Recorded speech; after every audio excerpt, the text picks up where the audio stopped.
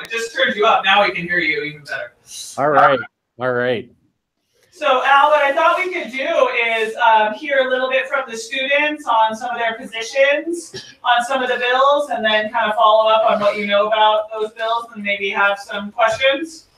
Perfect. That sounds great. I really do want to hear from all of you today. Great. We thought we'd start with a bill about extracurricular activities, if that's all right with you.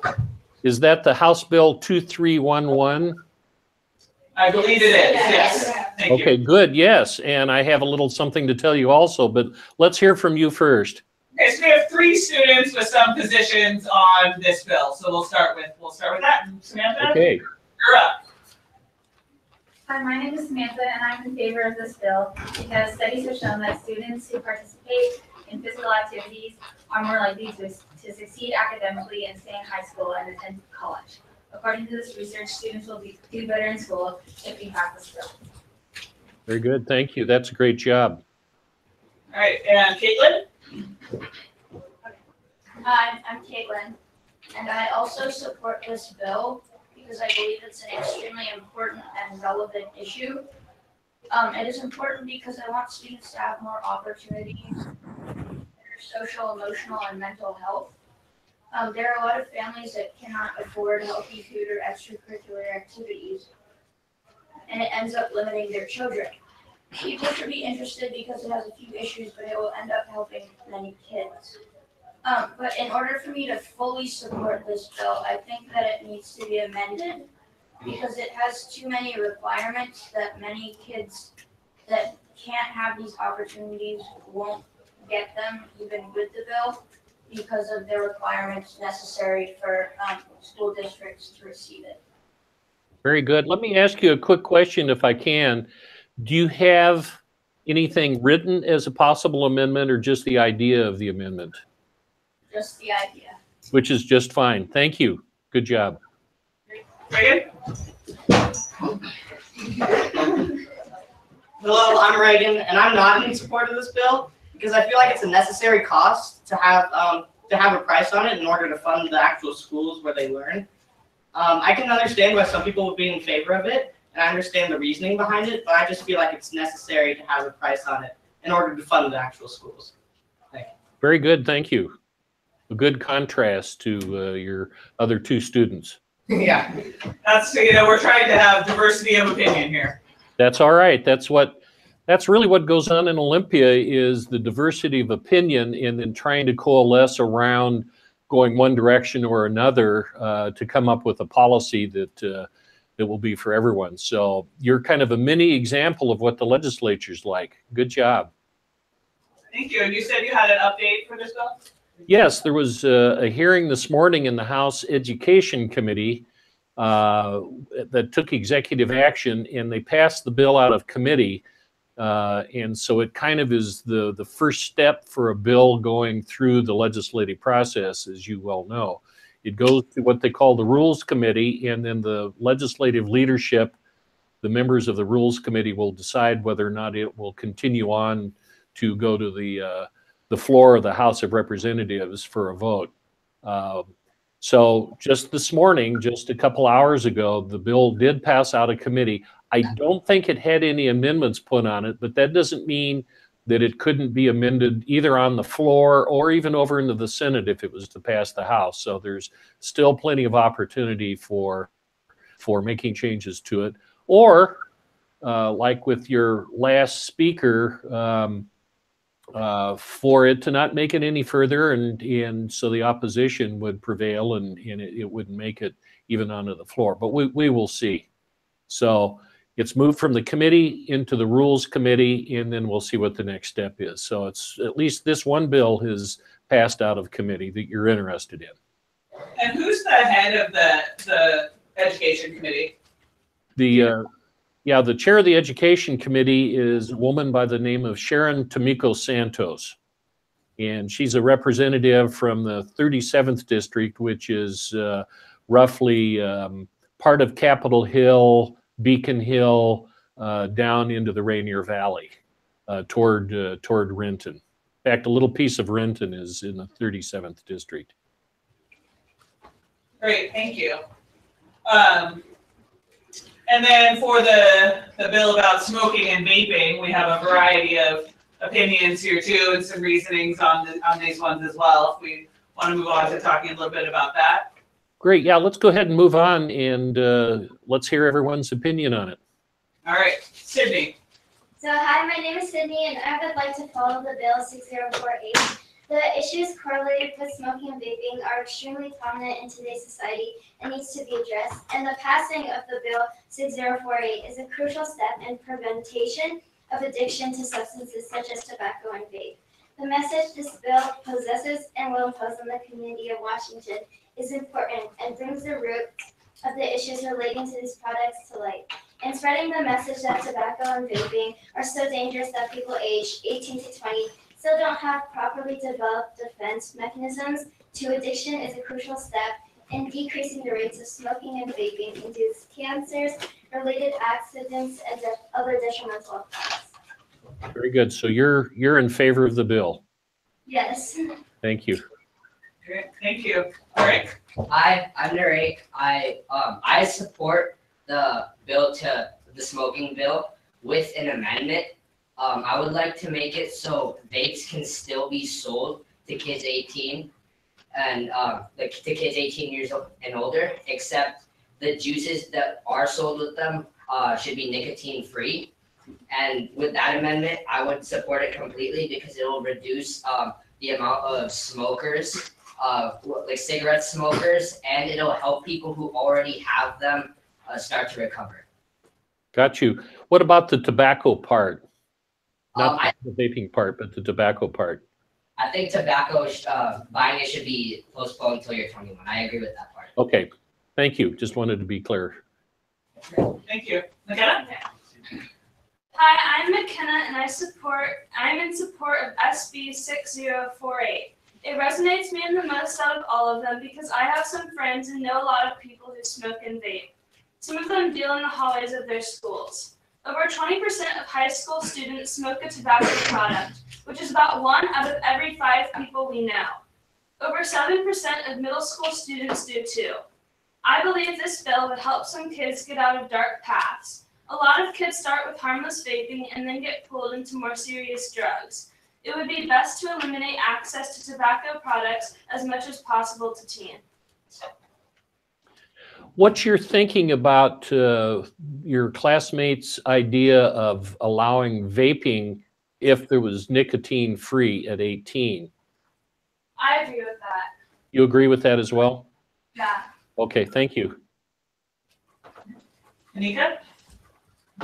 Hi, my name is Anika, and I support SB 6048. According to the Office of the Attorney General, increasing the age limit for the sale of tobacco and vaping products could result in 249,000 fewer premature deaths and 45,000 fewer deaths from lung cancer in children born between 2000 and 2019. Therefore, it is crucial to pass this bill now, which would mean that numerous lives are saved and kids are protected from the unsafe dangers of smoking. I'll ask you the same question about the potential amendment on vaping at 18 if there's no nicotine. I agree. You agree? Is there anybody in the class who doesn't agree with Narek's amendment? And would any of you like to express that opinion? Blake, can you stand where the screen can see you? I disagree with that because nicotine-free vaping will inevitably lead to vaping with nicotine in it, and that can lead to smoking as well. And it's still dangerous to get addicted to it because your body will then start to rely on it. Gotcha. Thank you. Thank Is there you. a rebuttal back there? What was that? Is there a rebuttal in the back? I see a hand in the back there. Go ahead, Jacob. I'm Jacob, and correct me if I'm wrong, but I'm pretty sure that the addictive part of vaping and smoking is the nicotine in it. And so if you were to remove the nicotine from the vaping, as in soon they'll be able to do that with tobacco as well, remove the nicotine from that as well. If there is no nicotine in it, then it would no longer be addictive, and therefore would not, at least, unless there's ever evidence against it, but from what I've seen, if it's not addictive, it wouldn't lead to any new things. It would just, you would stay there. Okay. Go ahead, Ben. So I'm Ben. I want to provide an amendment to Drake's amendment. I want there to be a limit on Drake's amendment so that for a year, kids under 18 can get nicotine-free vaping products so that they can get out of their habit if they're in it, because they need some kind of medium in which to get out of their habit. And putting the limit on for 1 year would make it so that kids, as some people have said, kids might not start vaping when they're under 18. But after 1 year, then you would move it up to 21 years of age for vaping all products. Yeah. Okay, thank you. Thank you. We have a couple more statements, position statements. Oliver? Hi, I'm Oliver, and I'm actually against this bill because, one moment. I'm actually against the bill because the money would be removed from our state budget. The state taxes vaping and cigarettes and tobacco in general. I think that we need to keep that money in our state budget so we can put it towards useful areas. Republican Representative Joe Schmidt speaks out against the bill saying, I just believe that at the age of 18, people, if educated and given the pros and cons of tobacco, should be able to make their own decisions. People can make their own decisions, and we shouldn't have to put our tax money towards people choosing to throw their life away. Thank you. Those of you that are in favor, what do you think of that idea? Does anyone have any responses to Oliver? Anyone who hasn't talked yet? My queen calculating counters that. Okay, so let's, Jack's the next one to speak, and apparently you want to have. Okay. Mine counters it. Okay, and then those of you who might have a response, I'd love to hear your guys' point of view too. Go ahead. Okay, hi, I'm Jack, and I am in favor of this bill because I believe that with our current system, about 18-year-olds being able to smoke, this means that 14-year-olds, kids our age in high school, can get access to cigarettes. Because, like McKenna said earlier, this stuff can get dealt in the halls of school.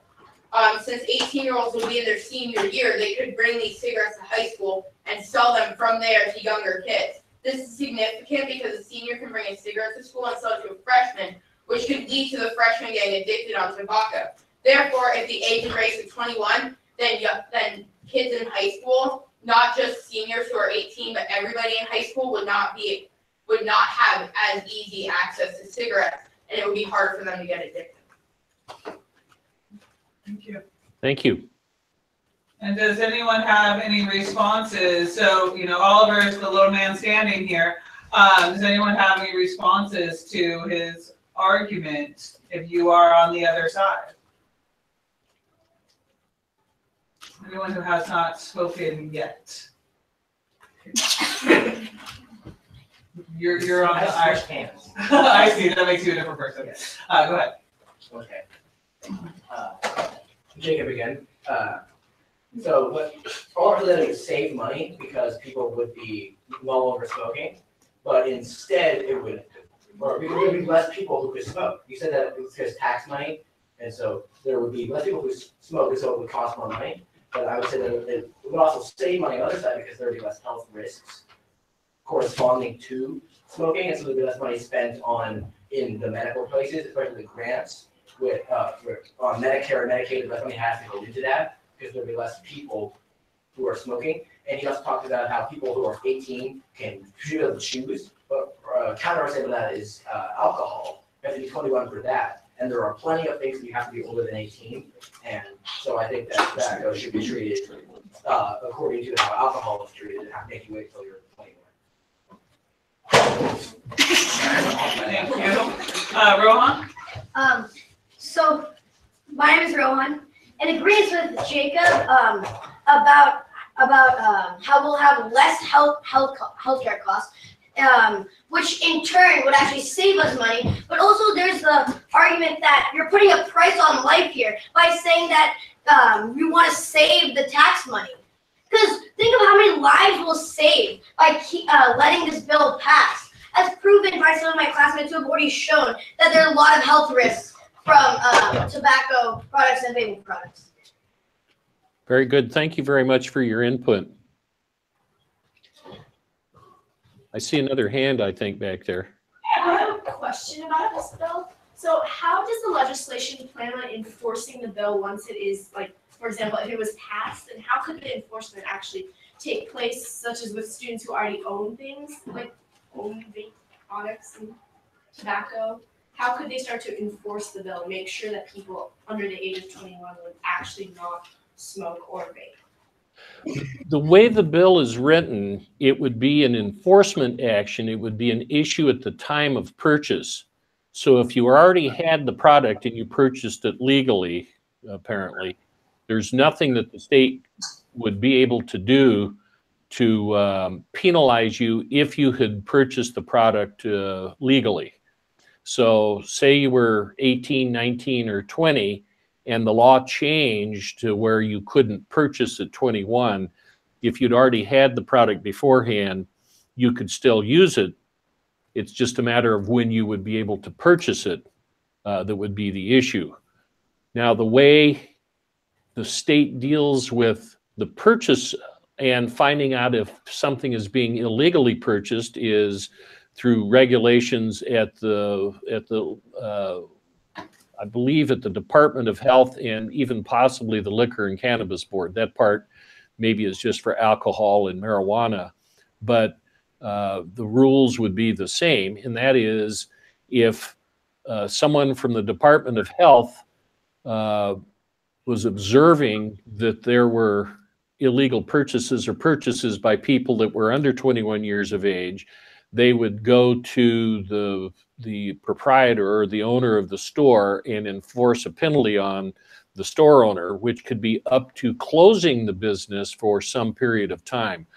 I haven't looked into the rules of what the penalties are, but the penalties basically would be upon the store owner for the selling of the product, and quite possibly the person purchasing the product if they were under 21 years of age, that there would be a penalty there as well.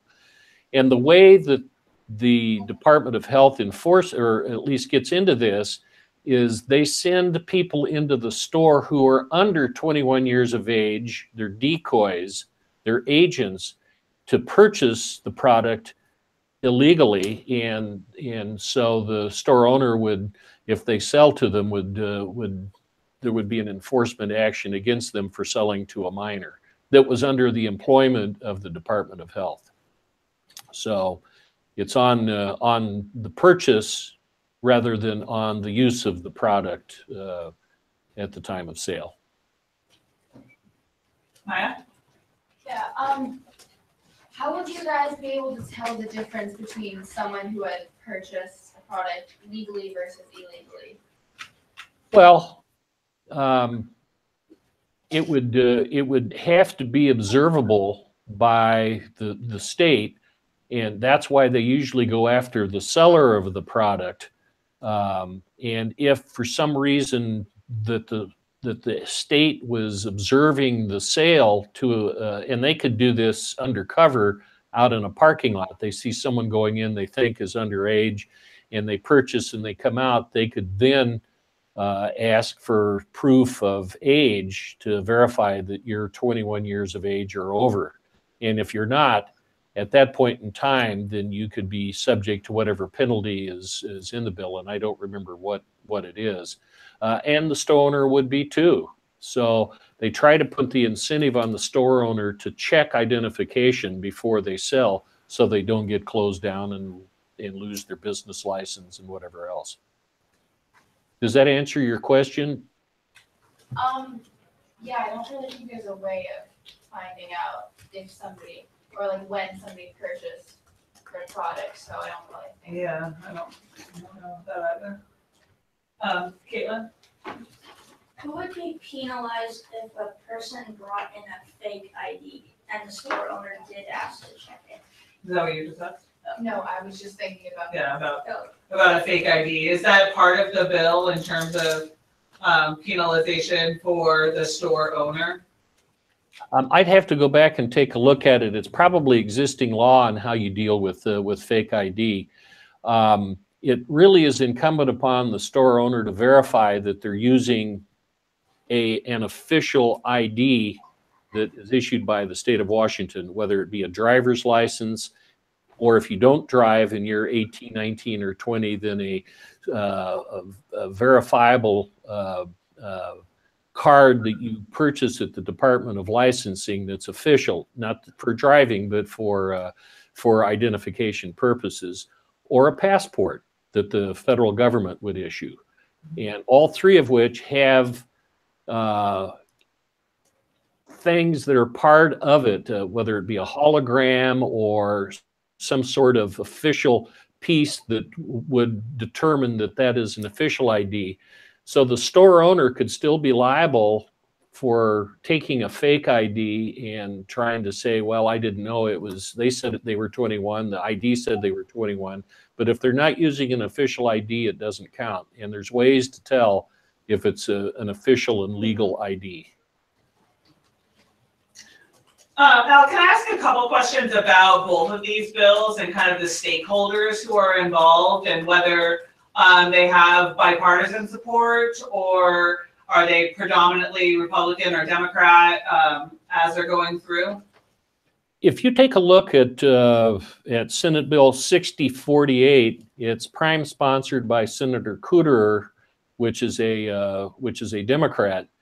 But it has support from Republicans as well on it. So you've got Senator King, who's a Republican, Senator Bailey, who's a Republican.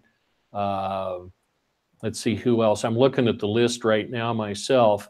And Senator Oban is the #2 sponsor, and Senator Rivers. So the smoking bill is both Democrat and Republican, and it's being requested by the state attorney general and the Department of Health. So it's got strong bipartisan support.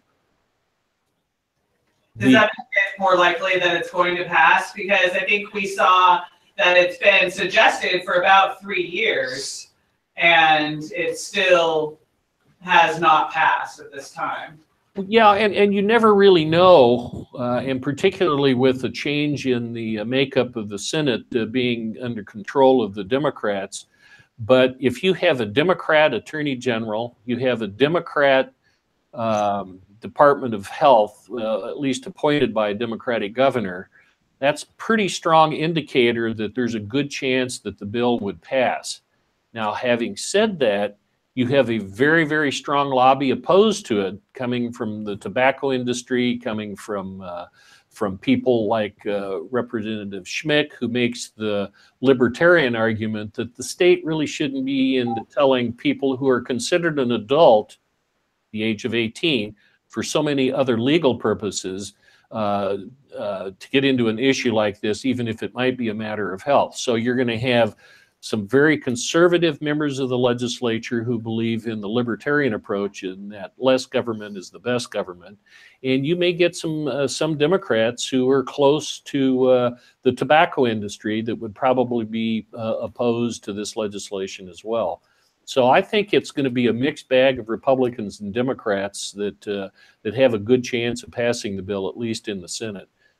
In the House, I'd have to take a closer look at it because there is not a House equivalent bill that's been introduced. So right now it's only a Senate vehicle.